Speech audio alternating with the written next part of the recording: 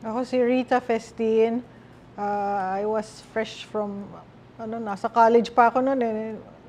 Nag-join na ako ng Malaya. So, I was assigned sa Malacanang to get news releases kasi ako yung may kotse. So, pero hindi ako nagko-cover sa loob.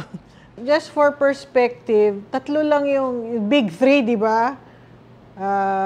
Manila Bulletin, owned by si Hans Menzi, yung Times Journal, kay Romualdez, and then Daily Express, and then Malaya. So yun yung ating atmosphere.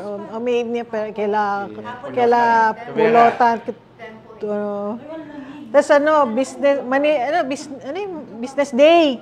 Yun na yung pinaka-opposition eh. Sila yung mga spoiled dun sa Malacanang press corps. Yun. Tapos meron silang sariling.